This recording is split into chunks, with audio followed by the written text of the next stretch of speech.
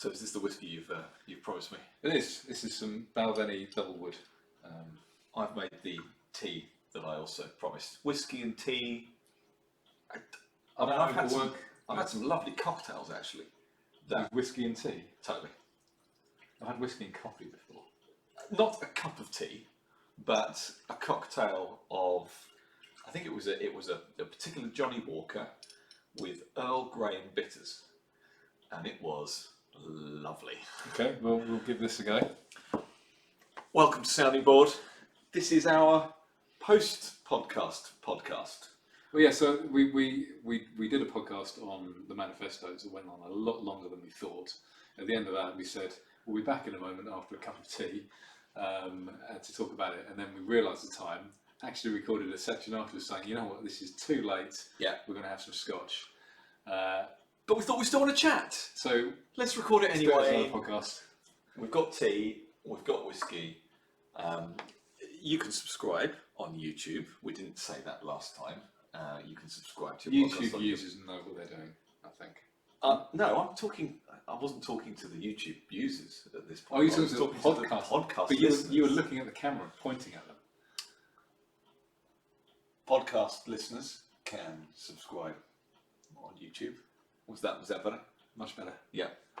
And vice versa and all that jazz. So I'm just checking we're recording. It's a red light on. We're good. So democracy then. I wanted to come on to democracy in more general terms, and we dissected those manifestos. Well, not that forensically, actually. You spent an hour or so this afternoon just kind of going through them, just to kind of get a feeling for them. I have had no desire at all to actually download them and look at them. I only did that because you said I want to do a podcast on the manifesto, so I thought, oh, I better read them because Nick obviously has. No, not a chance. No. I wanted this is all logged. This is all logged. The next time. No, just because I wanted to do one on the manifestos doesn't mean I was going to read them. Logged. Logged for what purpose? So the next time you say I want to do a podcast on this, you can do the research and I'll grill you. I have done lots of research for our podcasts in the past. So have I. This isn't a competition. So democracy then. Are you going to vote? No. Why? Because I don't want anyone in charge of my life. If we're trying to boil it down to one sentence. So the threat of a Corbyn government, extreme, hard left, nationalise the shirt on your back government, doesn't fill you with some kind of fear? No, it does. So, but you're not willing to do anything to stop that? I'm not voting, so I'm not putting my name against it. But if you were to vote for a party that would prevent him from being in power, that is... I would be putting my name against a system that enables Corbyn, which I'm not willing to do. I'm playing devil's advocate here. But it's often thrown at libertarians specifically. All the time. You know this. All the time. And again, I don't wish to belittle Brendan O'Neill, but he has a lazy retort for this, doesn't he? Of your ideas can't be that good. If you're not willing to back up your ideas in an election, or that kind of do you not think your ideas are good enough to convince 50% of the population? It's that kind of yeah. What do you say to that? Well, I don't. Everybody should be able to create their own morals, create their own way of life, live their lives as they see fit. And if your idea needs to be implemented through coercion, which is the only reason you'd ever vote on it, then it's a bad idea. If it's a good idea, people will do it voluntarily, and there'll be no need to vote for it. 49% of people should be able to do something without the other 51% of people having to have, or an additional other 2%. A single person should be able to do it. Not just 49% of the population. Every single person should have their own way of living their lives. Yeah, and when you start saying you actually want more democracy, and by that I mean, right, okay, let's all vote on what we have for breakfast, or whatever. to me, the argument for more democracy does start to self-destruct because it starts getting you to the point where you go, hang on a minute. And well, likewise, the kind of identity politics. I mean, obviously, wiser people than us have written books on identity politics and stuff. You know, Douglas Murray recently and Andrew Doyle as to Tanya McGrath. You know, coming at it from completely different angles, but they broadly share similar opinions, obviously, on this. But the concept of the group getting ever smaller gets to the point where it's, I as an individual should be able to have every aspect of my life. And to me, the same kind of argument happens when you start talking about democracy for everything. You start getting a smaller and smaller groups, you know, more and more things that you should have a say over, and then you end up with the market. Now, or you end up with decisions being made upon everything, and everyone forced to do everything the same way. yes, And nothing ever getting done. yeah, See, one of the great things about Brexit is that people are now talking about trade, which they haven't really talked about trade deals great. for 40 years probably, or longer. You know, since we, you know, it's the EC really, we haven't really needed to talk about trade deals. Yeah, So that's a great thing. People talking about free trade. There's the occasional mention of unilateral free trade. I know you and I talk about it as much as possible. yeah, Occasionally it's mentioned, you know, places like Singapore and Hong Kong. So Yes. this is a good thing. One of the bad things about Brexit is Everyone's that people talking are about democracy. going on about democracy and how good it is when it's not. right. Now, I get the simplicity of the argument that the Brexit Party came out with early on, which was, this is about democracy. And it's arguably how you can unite people like Claire Nigel Fox Farage and Claire Fox under the same roof, because it's democracy stupid. And I have very much a sympathy with the fact that something got voted and then didn't get implemented. But arguably, you can say that about a million other manifesto pledges. The one we just recorded, a lot, if not most, of the pledges made in the Winners' Manifesto just won't get implemented, or will get changed, or something. So I'm saying this for the first time, but it is actually a bit rich, isn't it, to use that as an argument when a lot of manifesto pledges just don't get implemented anymore. There's a difference because so manifesto pledges are still representative democracy, whereas a referendum is direct democracy. We are asking you to make a decision on something. We're giving you two options, and you've told us exactly what you want. Therefore, you should implement it. So, go down that line. Would you be in favour of more direct democracy? Is the problem of the voting in this coming election that it's a general election, that it's about voting in the people and about the current system that we have?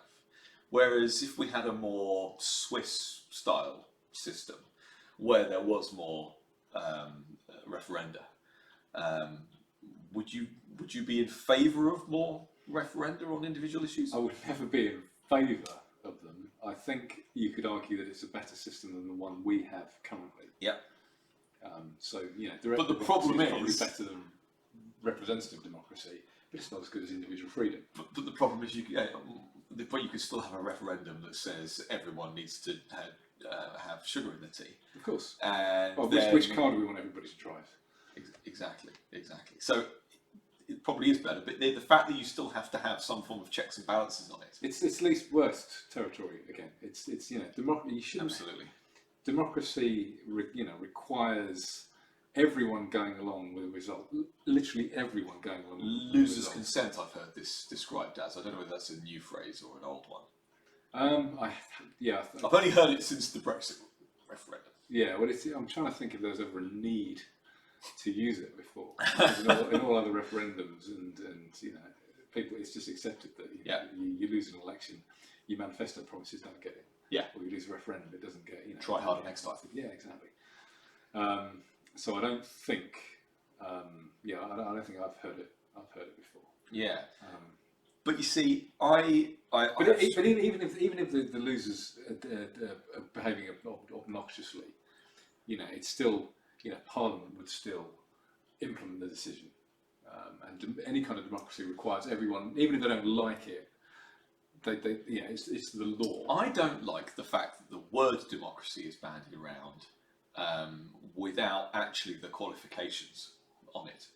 Democracy means so many different sorts of voting systems and representative systems. As you said, we have a representative system. So we vote in people who act on our behalf. Oh, we vote in local dictators to choose for us. Yes. Brilliant. Yes. What I've liked about this period, one of the things I've liked about the aftermath of the Brexit referendum, because we're still actually pre-Brexit, is those people, pundits, MPs, politicians, I mean they're all politicians, that have revealed themselves to be very much in contempt of the electorate. And I don't even mean broadly, I mean about Matthew Paris. And, yeah, of course. Okay? To force them, I mean, there's Brexit derangement syndrome, but there's also he felt compelled to finally come out, and it was like a proper "there, I said it" moment. Well, he wrote in The Spectator, and he probably wrote in the Times and whatever else, that he believed that his opinion, when he was an MP, and had he been in here, he was an MP now, was more valid than the people that voted him in. So you didn't go to so it was our other brother Simon, I think. So I went to an event. Brother number three. Brother number three. I went to an event at the Institute of Economic Affairs. Yeah. That was all about democracy. And I didn't go to this. So Lee Rowley was there, Sam Bowman, a couple of other guys. Was Matthew Paris there? Matthew Paris was there. Yeah. I mean, best voice in the business. Give him his due. His voice. I could just listen to him read the phone. It's his diction and everything, though, isn't it? It's his delivery. But his delivery is exceptional.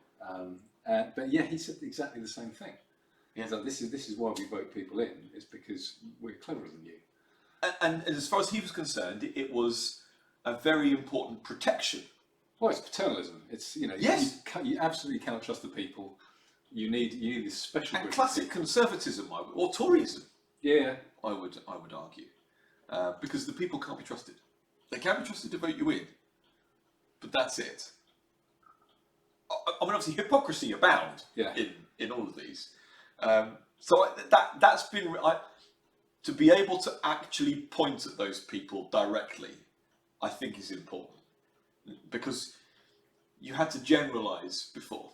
I'm not saying everyone has, but there are plenty of people now who have been saying we're not delegates, or we are, whichever way around it is. No, we're not delegates, we're representatives. But coming back to this general election that we're about to have, we're in the campaign now, manifestos are out. Don't talk to me about manifestos again. I've had it. You're not going to read that manifesto yet. Yeah, hours I spent. Don't you find that when you are making comment to people, whether it's in person or online, about pointing out how absurd or scary something that the Labour or the Lib Dems or the Greens say, and I'm not saying you aren't pointing out the absurdities of those and the Conservative Party as well, but the sheer scale of scariness. Well, yeah, so I've the others. Yeah, and I've tweeted a little bit recently, saying things like, it's not that I'm for the Conservatives or the Conservative Manifesto. If you find me tweeting more about how bad the Labour policies are, it's because I'm choosing to pick the worst ones. There's so much material there. But is it also because they are the current second largest party? That they are one of the parties of government? Well, is it the risk? You're not just picking out the scary stuff of the Greens all day long. No, I guess, and I tend to pick the things I attack most are the policies that normal people tend to like. So, for example, you like attacking the NHS, for example? Well, and I don't mean that choice. as in I'm trying to troll people. I just mean that if you look at all the surveys, Labour's individual policies are actually quite popular. All their nationalisation, isn't it? So the country as a whole, looking at the polls, is moving leftwards. So of course I'm attacking the left more than I'm attacking the right, because that's where the threat is. Well, is it? And this is the argument. This is the Yaron Brook argument, isn't it? That it's the centrists that are the real enemy. But the sense is getting it's moving further left. Yeah. So, well, I don't know whether even I want to use the term left in this, because do you mean left or do you actually mean authoritarian? No, I mean left. You mean left? I mean nationalising things. Right. But you're not in favour of the right, though, either.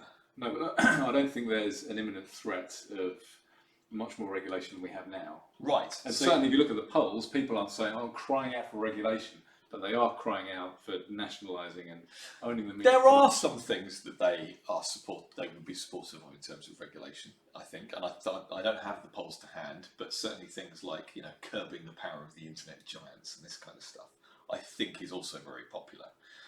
So I think there are things, but you're right, on balance, it's the left-wing stuff. Right now, nationalisation and all that kind of stuff. But then, yeah, energy price caps and all these kind of things as well. They are. But the polls show that people would prefer energy companies to be nationalised. Yes. And we've spoken about this. And so, as far the Ed Miliband stole a right-wing idea because he thought that was as far as he was going to be able to go, because he didn't dare put something nationalisy in the manifesto. In innocent times, those were the days, back in 2015. When the seeds were sown, though, for everything that's come since. I mean, let's be clear. Yeah, he was the one who brought in the £3 votes and all that. He was, but weren't they simpler times when all you had to, when Ed Miliband was the worst you were worried about? And yet, Ed Balls as Chancellor was the thing that you were scared about most. Yeah. And, it was just... Should we counterfactual this? Can you imagine if Ed Miliband was Prime Minister and Ed Balls was Chancellor and had been since 2015? No Brexit, no any of that at all. You and I wouldn't be happy with the government, but what's new? We would just be a bit generally disgruntled. We wouldn't be scared.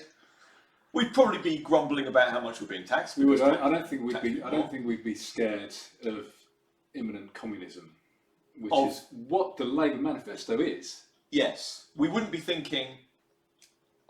My private property rights here seriously under threat. I mean, I just love it when Marxists, communists, socialists, cheers, start defining the difference between private property and personal property. You've heard all this stuff, haven't you? All the time. And all the time. It's absurd. And I don't want to be in a situation where I have to even contend with that.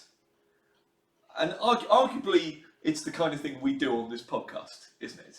It's getting to the nitty-gritty of what the hell they're talking about. Do you know how hard it is to find a private property absolutist, for want of a better term?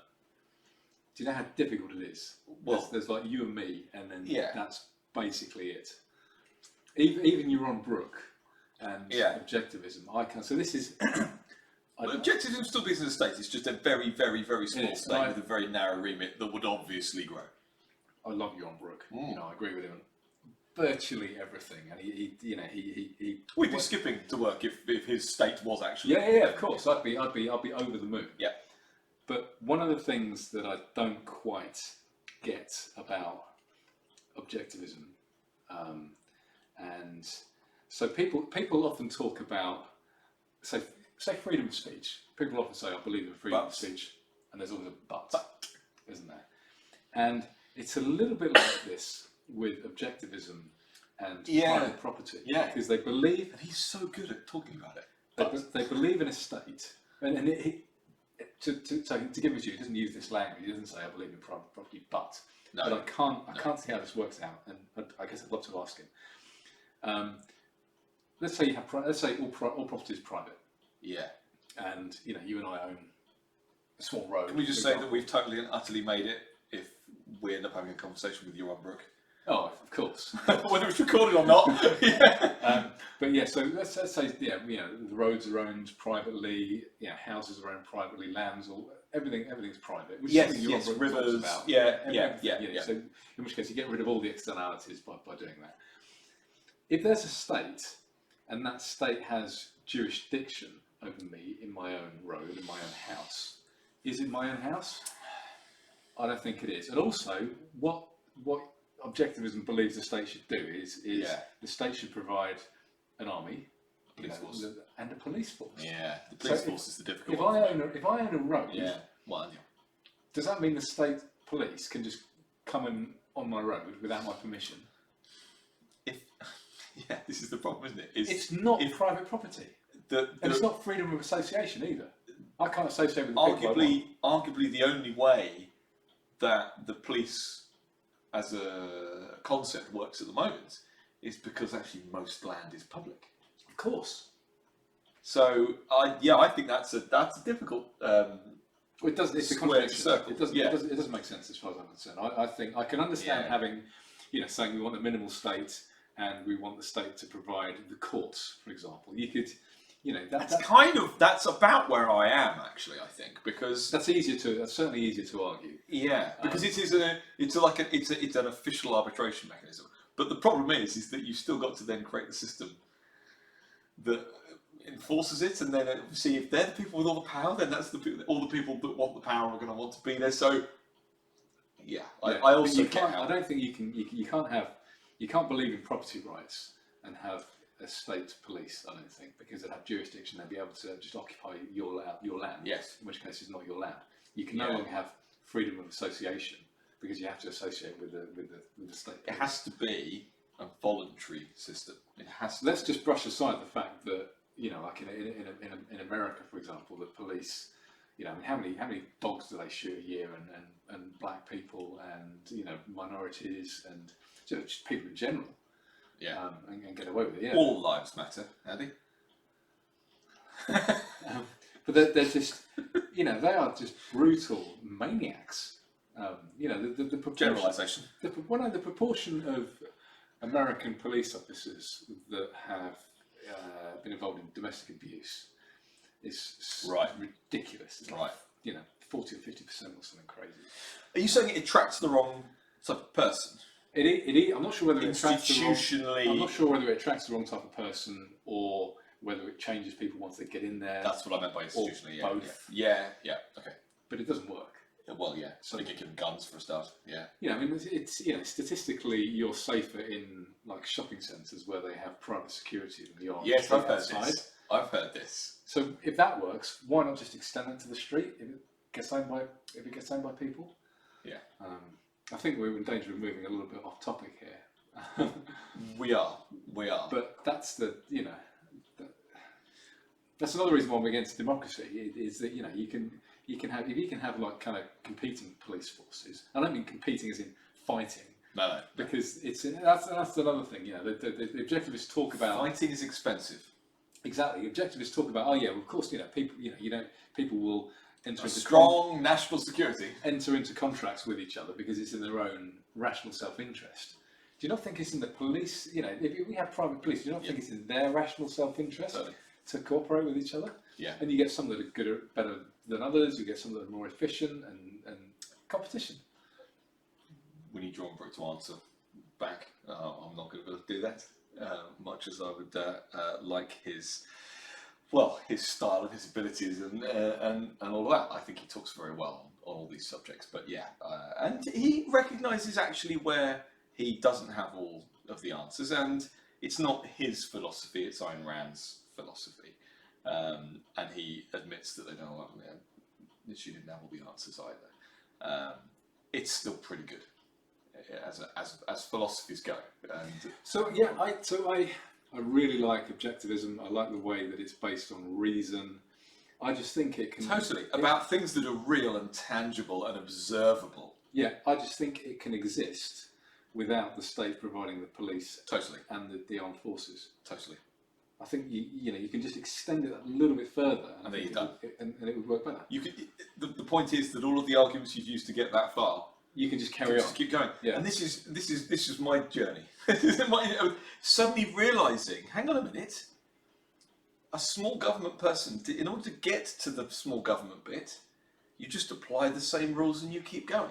I mean, so private police was where I struggled, because I remember going through this journey before you. This was probably 10 years ago, and I was chatting to like kind of out and out anarcho-capitalists and people on Twitter, and I was quite open, saying, look, I'm struggling a little bit with this. I tend to think of myself as a classical liberal, but I'm really interested in going a little bit further into libertarianism.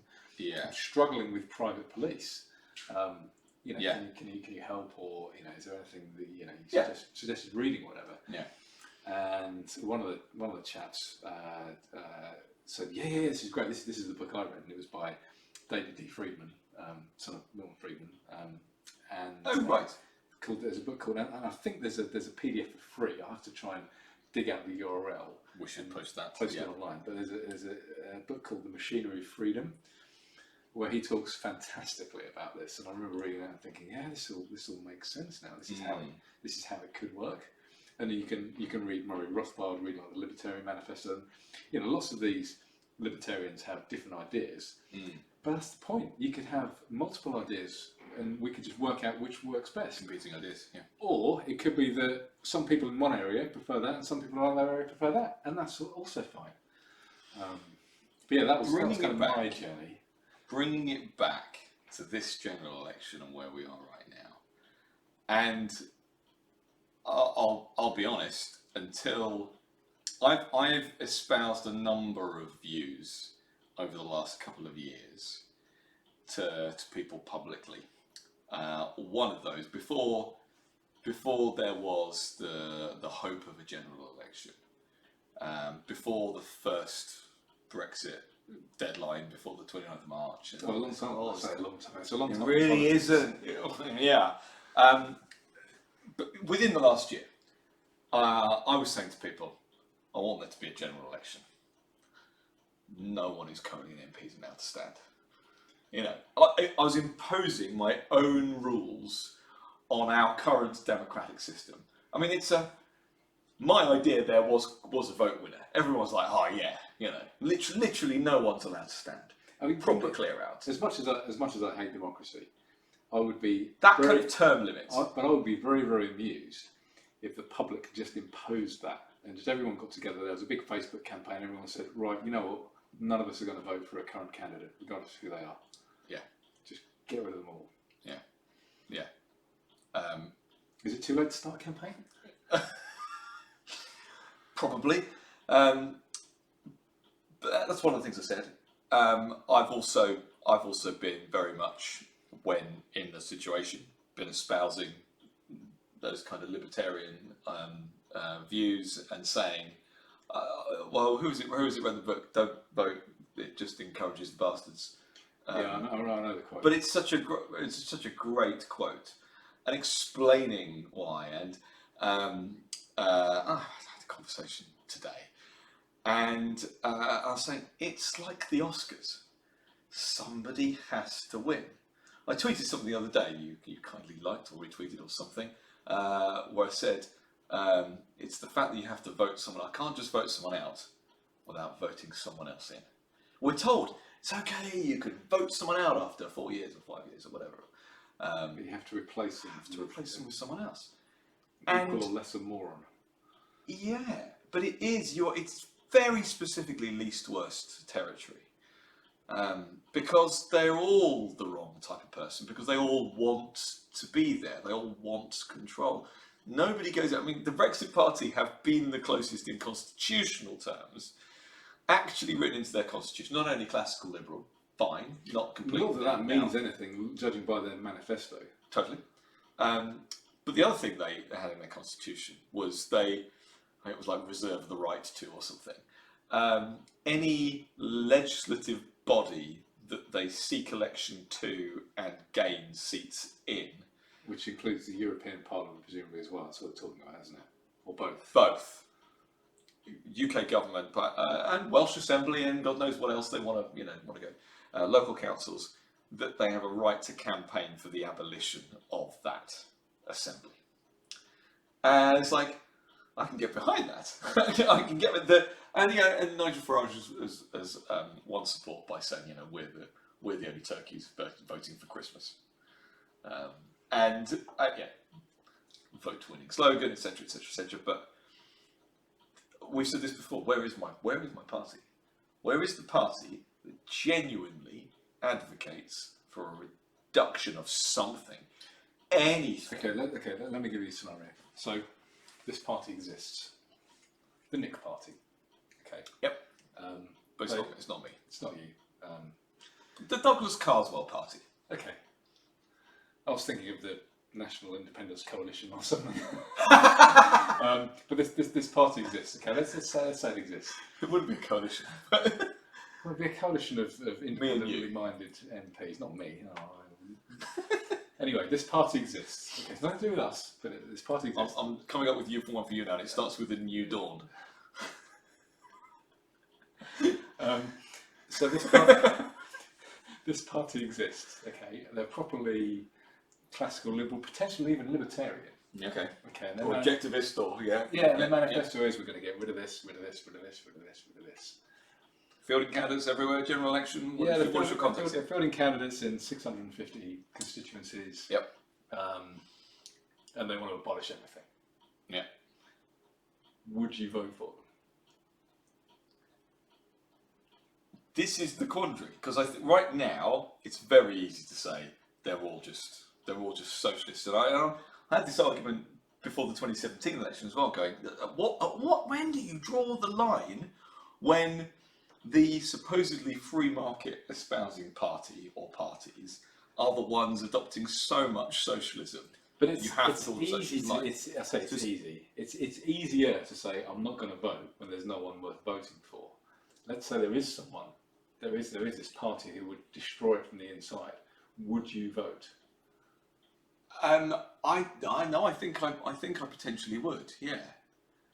Because I don't think you can complain if you vote, because you're putting your name against the system and basically asking for a master. But is that system? No. Please govern me.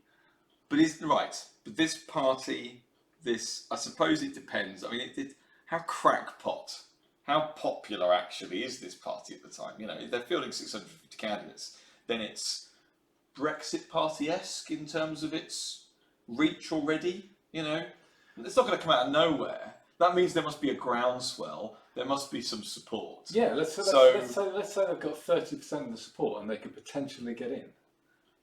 They don't have any of these nanny state policies that the Brexit Party. They're a pure libertarian party. Right. Okay. That could get in and could destroy everything. So they've got a chance, and there's no... Including the system itself that means that they can be voted in. Let's say that. So is that not something that you would want to legally delegitimise?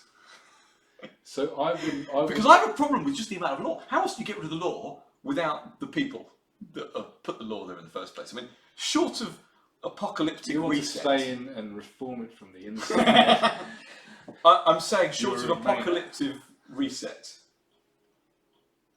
How does it happen? This is arguably the only You're doing your normal thing here of not answering my question and turning it back to me. Would you vote for such a party? You haven't answered. You voted for Brexit, okay? No, don't do this. And I'm comparing now. I'm now comparing. I'm saying the reason you voted for Brexit is because you voted for something that would reduce the amount you're governed. And I actually do. Yeah, no, I'm gonna say it. I would vote for. Again, I think it has to be something meaningful. So the Brexit Party, the closest that we've come to a new. Yeah, but they're much better than the Brexit Party. Yeah, no, I'm talking about a party that has that does actually have the possibility of winning seats. Yeah. And neighbouring seat in Peterborough. That's very possibly. One of the only. There's about sort of between 8 and 10, I think, seats that they have a chance with. Peterborough MP could be a Brexit Party MP. That's one of the most likely. And they've had lots of coverage. They won the European elections. if you were to just replace like for like, that's the situation that I would vote for this party that is deliberately there to get rid of all of it. I would, and it's because there is a far greater chance of it actually happening, of there being of them either therefore influencing other parties, or actually getting in power and actually reducing the size of the state. Even though it uses the system, I will give you all that, but I still maintain that you can't complain if you take part in the system and you lose. no, I wouldn't be able to then. But there would be. You're not saying that you'd feel like there was a chance. Right now, I feel like, and I think you've pointed this out before, socialism's won. Right now, socialism has won. Okay, I've defined things as a la cartism, as there being a bit from the left, a bit from the right, and the public is in this situation I think you could argue more that left. It's mostly left, and the direction of travel is certainly going in the Absolutely. more than it's going in the right. And they can go, and let's not forget that they can go in both directions at the same time. Exactly. James Dunning-Pole has talked about this recently, about the fact that this is a kind of golden opportunity of someone so unelectable in Jeremy Corbyn, that this was the opportunity for the Conservative Party to actually tack right again. Well, they had the same opportunity in 2017 as well, let's not forget. Yeah, but they had nanny state-in-chief. Yeah, the Conservative Party could have elected somebody better, and they would have been against Corbyn, and they could have obliterated him in 2017. Think of the lead that may have. I'm not saying before the election. Think of the lead that they would have had with somebody else, with Boris in charge, for example, at that point. But we now know that with Boris, look, I think he would have called an election straight away. I think he would have won it with flying colours, etc., etc., etc. But he's Ed Blair. He's a centrist.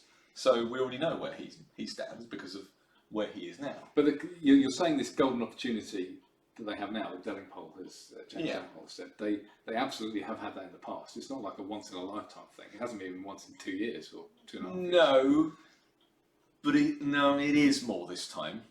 In 2017, it was a surprise that they came as close as they did to gaining power. It was only because they screwed it up with their own. It was their own doing that they were that close. It wasn't. No, come on. The amount of votes that the Labour Party got. This wasn't people not turning up, was it? Turnout was out. Turnout was up. Yeah, all I'm saying was that they screwed up their lead. You could see it in the polls up until it wasn't like the polls were saying, like, it wasn't like the polls before the 2016 American election where they were saying Hillary, Hillary, Hillary, Hillary, and then it suddenly came out of the blue. You could see the polls going to Labour's I agree, and it was theirs to lose, and she did. But they could have instead of they could have. But now this time because it was so close, because it was a hung parliament and all that kind of stuff. Now the threat feels bigger, doesn't it? I think. Look how close he got last time when Labour MPs were saying you can vote for him because don't worry, you'll never get in. That's the point I'm making. Yeah, I think a lot of it was still Theresa May screwing it up with her ridiculous policies. I think there was but you don't have just the other stuff. You don't have any of it this time. I think it is different this time. It just is. Different leader. No more Tom Watson. Former Labour MPs, whether they were they've retired, voted out, defected. You've got defection. Tom Harris and who's the Ian Austin? Yeah, you've had all the defections from the party. On Sky, choking up. Yeah, but there were none of these defections from the party until the last year. Like, you can't say an awful lot more has happened to the Labour Party since the 2017 election. That's not my point. My point is that they still had a golden opportunity to be proper Conservatives in 2017 and will romp home. That's my point. I think they also had that opportunity to be the same in 2015. Romp home. Yeah, it's difficult to say. But there wasn't as much difference between. Exactly. So make there a difference. Be a contrast. But whatever the contrast is, it will be greater against Corbyn than it would be against Miliband, who was a little bit right wing and left wing. You know, he was. We've discussed before. He's both. But Corbyn is ultra left. Commie bin. I nearly called him Corbyn bin. Corbyn is ultra left. So there's always going to be a greater disparity. Anyway, but I don't think I could bring myself to vote in this system. And if I had my time again with Brexit, I don't think I would vote. Yeah, because I wouldn't want to I don't want to associate myself with the people that were going to be implementing the decision. And I think it was a bit daft of me to it's very big of you. So you wouldn't vote in the second referendum then? No, but that's an easy thing to say, because you can just say you can give other excuses and say, well, I'm not voting again. Whereas if I had my time again, I don't think I would vote in the first Brexit referendum, because it's giving legitimacy to the people implementing the vote, which I don't like. So don't you like Brexit? And by that I don't mean the leaving of the European Union, but the whole shattering of all of it. Don't you like, in the same way that with Trump in America? I mean, it's always compared, isn't it? But it has thrown the cat amongst the pigeons, hasn't it? It has revealed. We've talked about the benefits of revealing the system to be what it is. It has, but you're still legitimate. Rather than reforming it from the inside, what about sabotaging it from the inside? You once said on this podcast that you would go and work for government in order to destroy it from the inside. I might not have been entirely serious about that. I think I said I'd take a government contract in order to stop them doing whatever they were doing in whichever department. So you weren't serious then? I don't think I was entirely serious. That's the point, though, isn't it? If it's and I come back to. I mean, that's not the situation we're in now, and we'll come back to that in a bit. But coming back to there is a Libertarian Party, etc., etc., etc., and in striking distance of getting seats and all that kind of stuff, just a few campaigns away. And, albeit it's using the other side's weapons, it's using it against themselves, using democracy against the people who love democracy the most. I mean, there's a lovely irony there. There's a nice symmetry to it. There is an argument that we should convince 51% of people of these ideals in order to wipe it all away. I'm not saying it's a good one, but it would be a way of doing it. My problem is that the advocating of just not participating in the system. Are we going to see any change in our lifetime then? Are you going around trying to tell as many people as possible not to vote? Well, not physically. I tell people on Twitter. But you get what I mean. How do we bring about the revolution, comrade? I'm not optimistic about the revolution, but I don't want to, in the face of that, give legitimacy to the current system. Yeah. Which is what you're doing, and I wouldn't. You can't. For you, it's just as simple as not in my name. You can't. Yeah, and also you can't complain about the outcome if you're voluntarily taking part in a system that will define who governs you. You're taking part in the system, and you're saying, by putting your cross against that name, that you accept the result of whoever gets in. Whereas you're not a loser or a winner if you don't vote. So it's not about losers' consent, because you just don't consent at all. Correct. Yeah. And let's be very clear. I'm totally with you. I'm totally with you on this. But I'm willing to concede. I can complain as much as I like. I am willing to concede that if there was a genuine Libertarian Party, and obviously it's a bit of a contradiction in terms. Of course it is.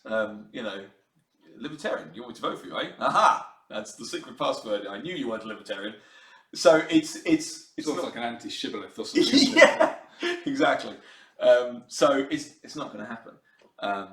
But I do like the concept of if it's plausible, if it could have an outcome that would reduce the state. It would certainly be more tempting.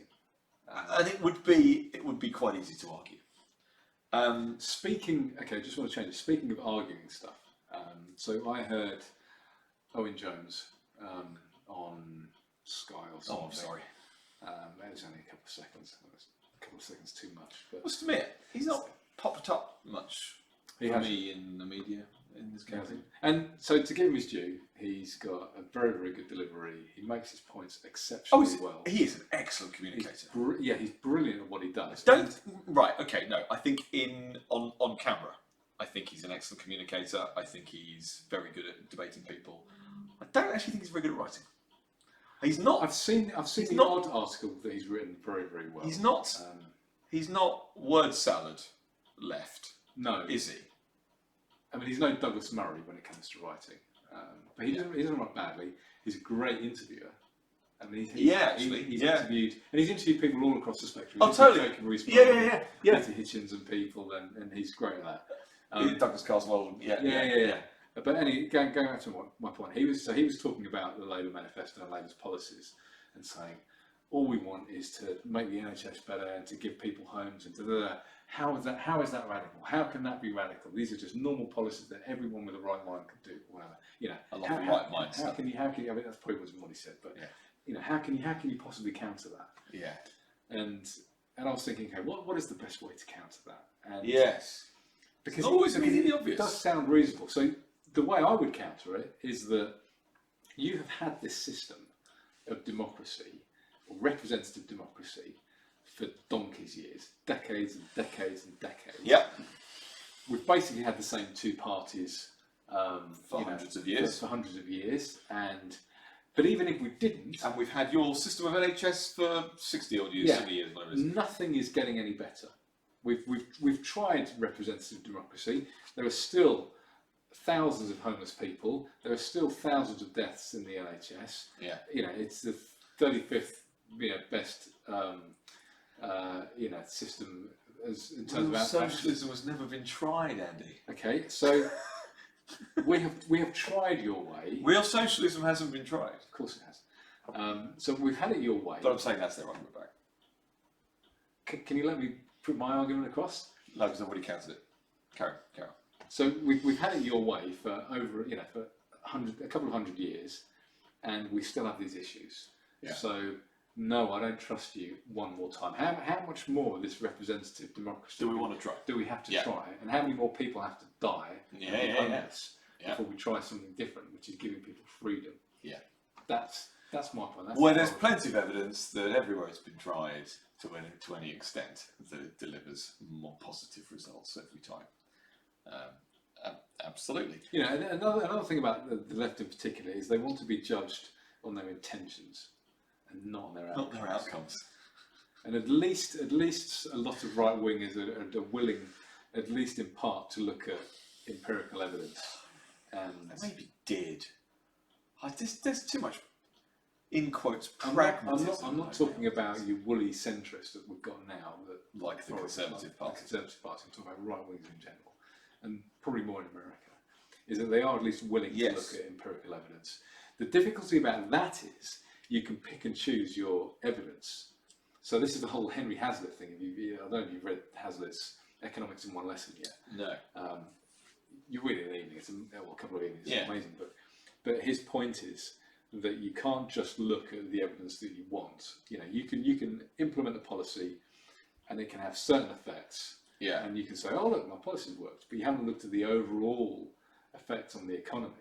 So you can look at things like you can subsidise a particular industry, and you can look at the evidence about that industry and say, look, this industry is now fine, but what about the money that you've taken from everybody? What else could they have spent that money on? There are all these unseen effects that you cannot possibly see.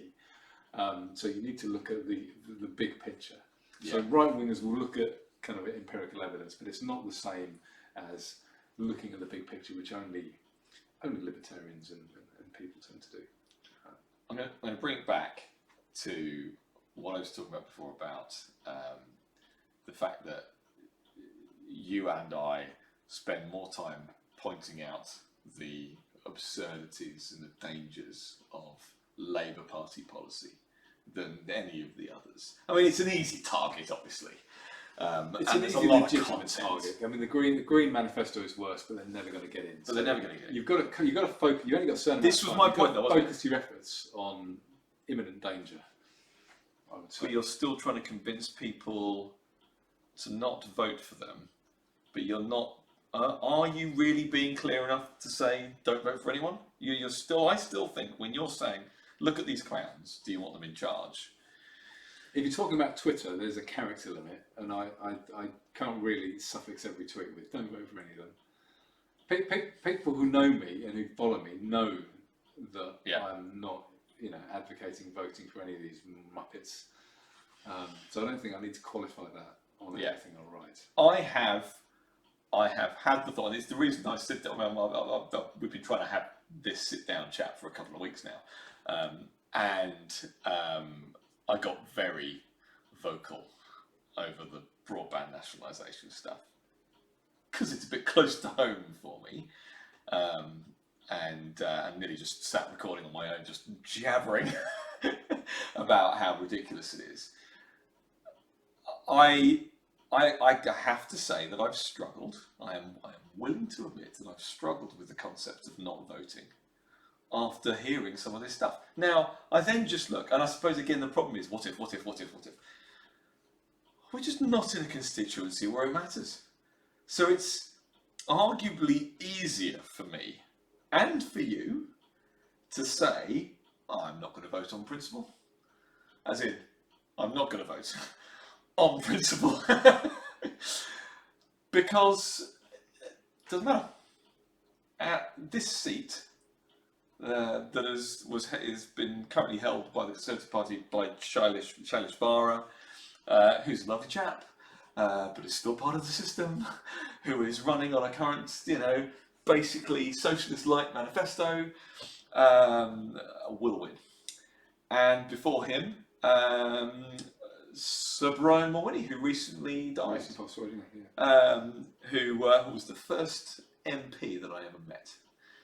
When he was in school, when I was at school, and he won it before, and it's a safe seat. It's a massive constituency. It's a mainly rural constituency. Yeah. We don't live in the sticks. We're in a suburb, and it's the quirk of them. I mean, I don't know actually whether the Boundary Commission has much to say about chopping and changing where we are.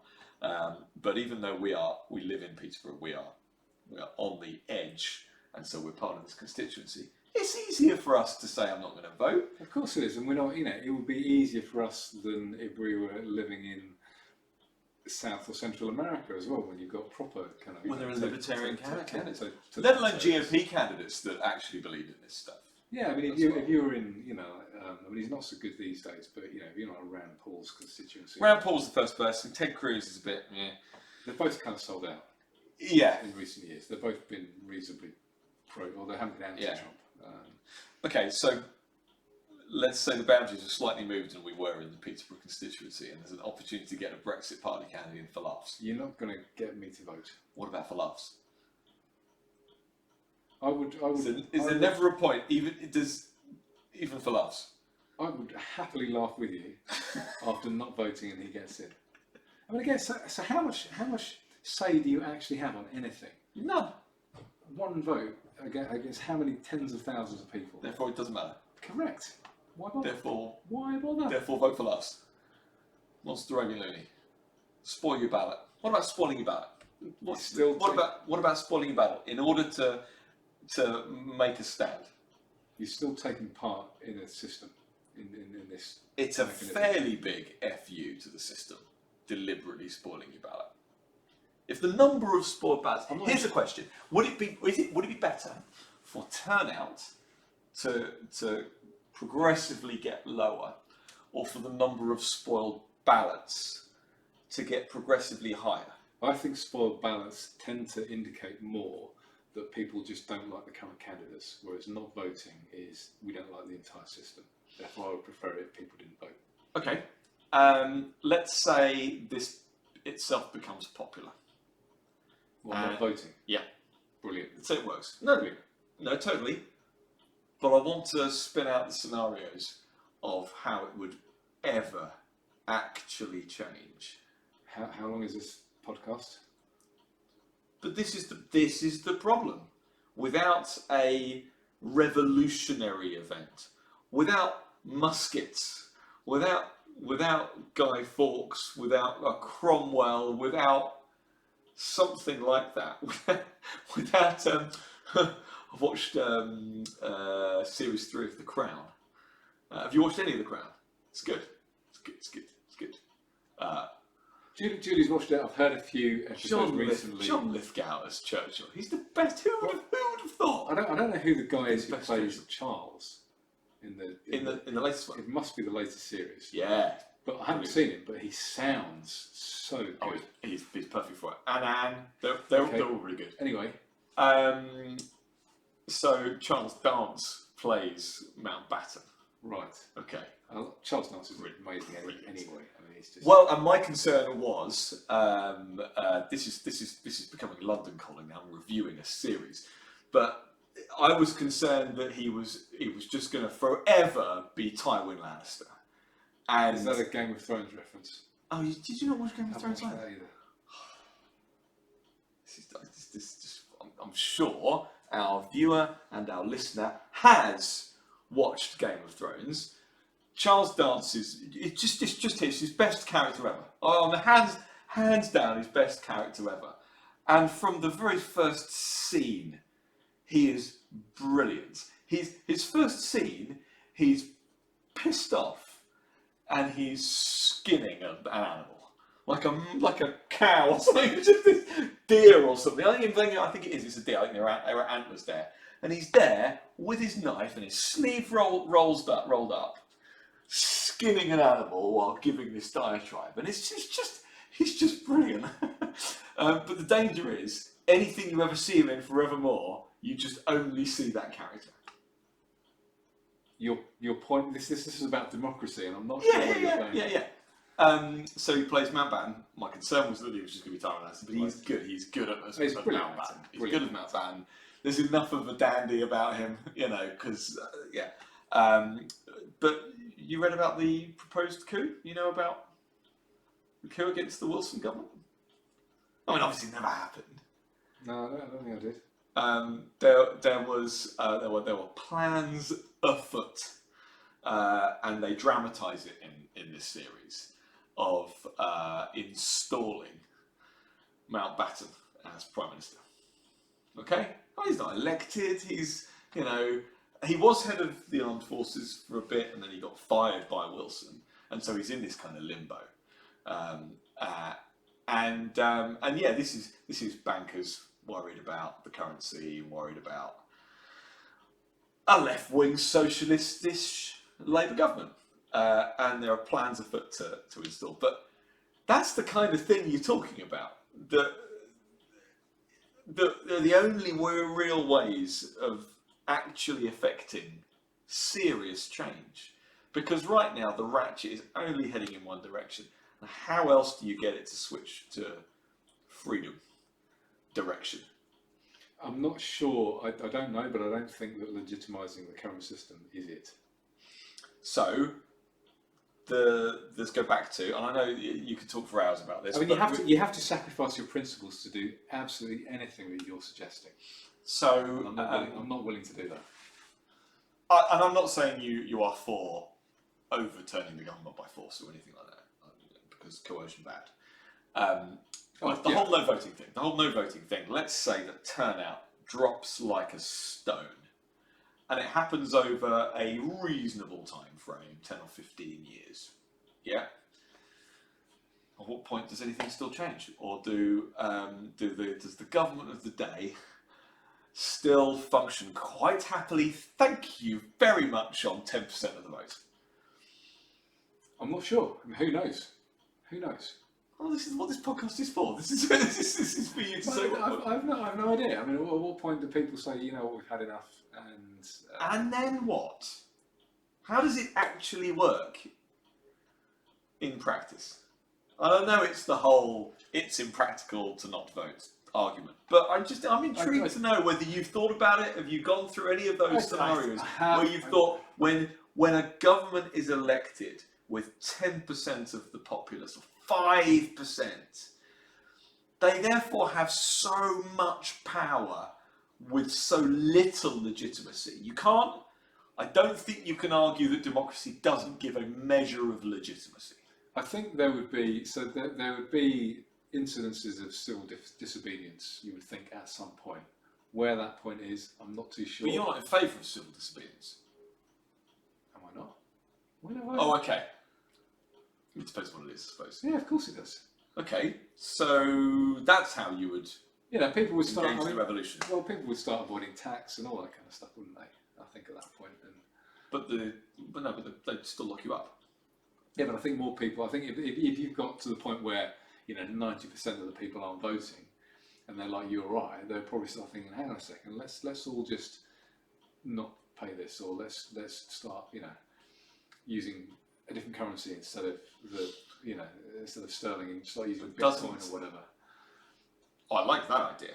Let's transact in something completely different. Therefore, That can't be taxed. yeah, that kind of thing would happen.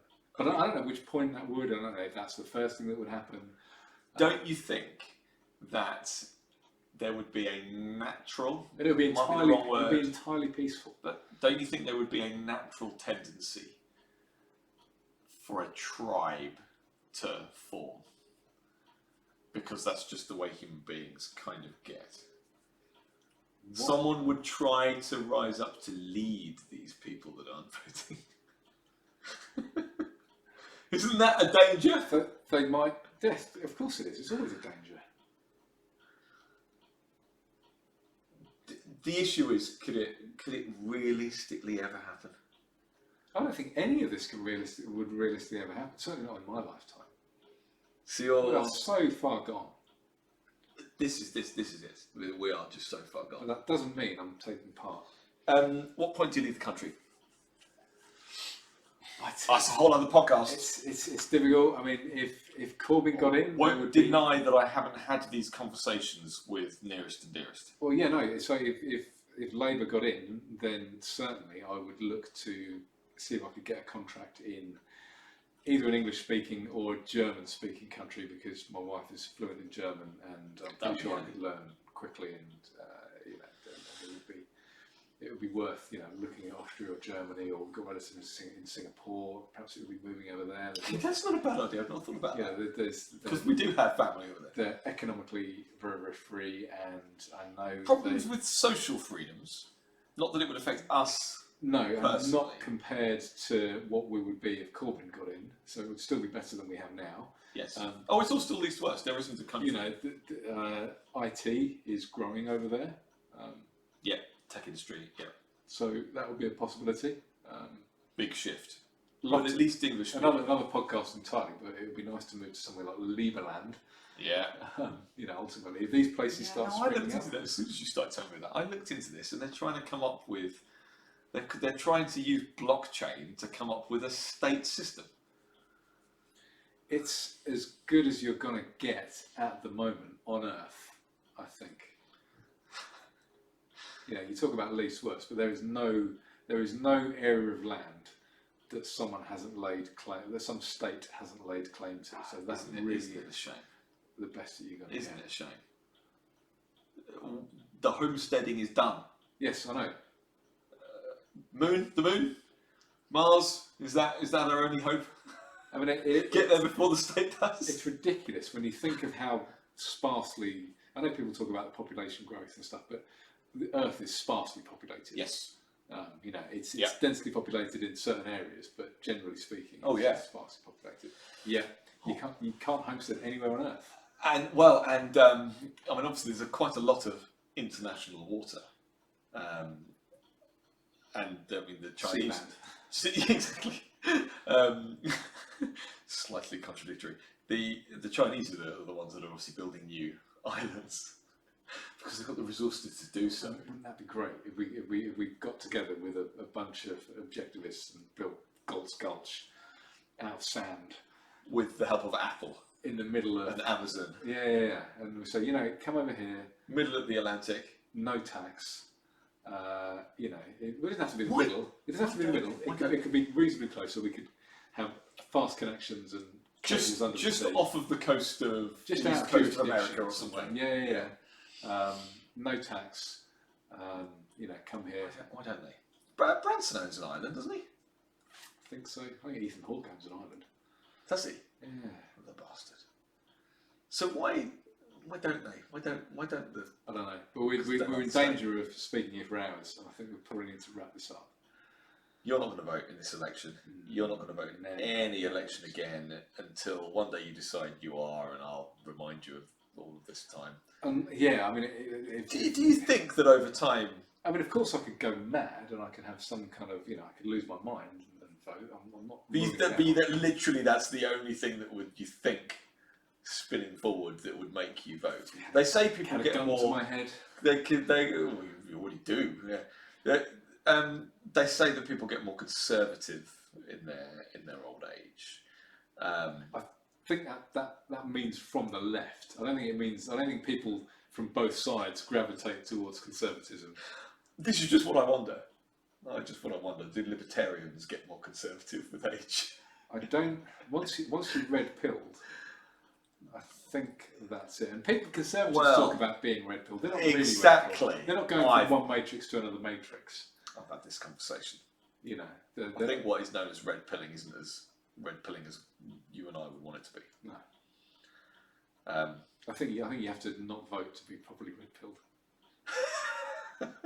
You're still taking part in the system. It's just like a no coiner. You're still like dipping in and out. It's like a no coiner. Like if you haven't got Bitcoin, then. Do you have any Bitcoin? Oh, there you go then. I know, I'm a total no coiner. But the reason I don't have Bitcoin. You're not a no coiner. You're not someone who says absolutely under no circumstances are you. You just haven't bought it yet. No. The problem is that basically the moment that I decided it was a good idea, it's been doing this. Well, you're clever than I do because I bought some when it was high. So overall I've lost a little bit of money on it. No, but I'm a proper. I can't think of the term for it. But what did we talk about? Oh, no voting. What did we talk about? This is reveal preferences versus stated preferences. While it was doing this, I've got this long list of things I need to do, and one of them was buy Bitcoin. I was the same. I bought it. It wasn't that I didn't think it was a good idea. It was that proper. I must do that. I must do that. For the first time in my life, I have some cash, or rather, an investment in a bank. I like explaining this to my son, and I'll get round to it with my daughter about what you do when you put your money in a bank. And when we go to a cash machine, we divest that money. I like using the correct terms of that. It's not our cash didn't sit somewhere. It's digital for starters, but we change it into notes because we're divesting that money. But yeah, it was always on my list of things to do. But yeah, I'm not going to vote in this election. It was really funny when the voting cards came through the door. Caroline's voting card came through the door, and she was like, voting card. And I went, where's mine? They've not sent mine. Fantastic, they've not sent mine. And like 5 minutes later, clearly the person just hadn't spotted it in their pile, and then came through the door again. Yeah, so I wasn't sure whether to bother to take myself off the electoral roll. But that was the last question I wanted to put to you. You're on the electoral roll. Why don't you remove yourself from the electoral roll? Yeah, I'm not sure whether I can be taking part in their system. Well, no, I'm not your sure. Name is on a list. It's can I be bothered? Would I prefer if my name was off the list? No, yes. but there's a canvassing form. You have to agree to it every time they come through that with a form with who are the voters in your household. I can't remember the last time. Is this just that Julie does this bit? Probably. I wasn't sure whether to. I know you can't set fire to currency, so that's like high treason. But could I set fire to my voting form and like You don't have a problem. You have a problem with high treason. Well, I was thinking more about like doing it on this podcast. Yeah. I don't want to get caught. You're not gonna. This is all about getting caught. This is all about putting it on video, sticking it on here, saying, "Look what I'm doing." But in general, you have no problem burning a note, burning a something with detail on it. Yeah, I mean, what's this? What a ridiculous law that is. It's not your money, is it? Again, that's the whole thing. It's not your money. It's the Bank of England's money, and you can't deface it. And you could get. I think you could get hung for treason, can't you? Can you? Yeah, I'm sure you. Really? There's still a death penalty for treason? There's still a death penalty for treason. I thought the death penalty was gone. No. I think it's for treason and for setting fire to Her Majesty's ships. I like that one. That's a good one. It's like the only two things that you can get hung for. Nobody obviously has been, but you can still get hung for treason. So I don't really want to risk that. We don't have all the burning the flag stuff, the argument about it, all the nonsense about that. Yeah, ridiculous laws. Well, let's leave it there then. Ridiculous laws with ridiculous people at the helm that we're not going to play that part in. I will admit that I have not done any soul searching, but I have revisited can I really tell people, can I be saying to people, you really shouldn't vote them in, without saying, but I'm not advocating you vote for anyone. It's been a bit of a quandary for me. I don't feel we're in a position. So with people at work, I have been saying there's no one worth voting for, so I'm not voting. So I have taken the easy option. Yeah. I don't want to lose my contract. I don't, I have to work with these people. Yeah. I'm not saying it's not been a popular view that I've seen of people just going, I hate all of them. There's much more this time round. Much more. But that's been Boris is a bit Marmite. That's been the easiest option Socially. for me, socially, because I have to work with these people and livelihood. That's you work, yeah, totally. But being completely honest, I wouldn't vote anyway. Yep. Should we end it Well, there? on that non-bombshell, we'll leave it there. Thank you very much for listening and for watching. If you're on YouTube, to Sounding Board, you can go to soundingboard.com. And see all of our previous editions and our blogs when we get around to actually writing them. But we do have proper jobs, we do have lives, we don't want your money. Please click the subscribe button wherever you are. That's the only thing we'll ask for. YouTube or iTunes, Podbean. Tell your friends, give us a rating, but that's only because we'd quite like it if more people actually listen. I guess if you could do one thing, share it with somebody else. That's the best thing to do, I guess. Absolutely. Thank you very much.